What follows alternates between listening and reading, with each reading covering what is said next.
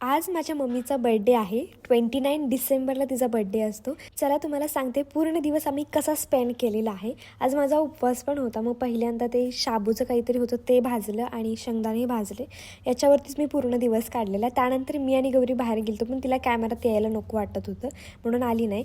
पुन्हा मग घरी गेलो, थोडंसं साहित्य घ्यायचं होतं ते घेऊन मम्मीला जे मेन गिफ्ट होतं ना ते घेतलं आम्ही. तिथून पुढं आम्ही घरी निघालो. मी गाडी चालवत होते. आल्यानंतर मिनिमल डेकोरेशन केलं कारण की मम्मीला जास्त काही आवडत नाही आणि खूप कॅमेराशाय पर्सन आहे ती.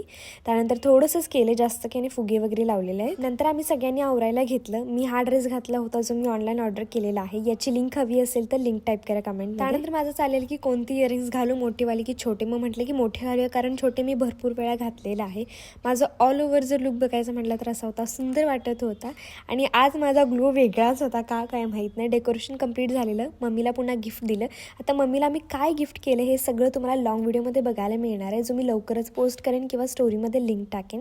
त्यानंतर मी जेवण वगैरे करायला गेलो. मस्त असं जेवण झालं. थोडंसं लेटच झालं होतं आम्हाला.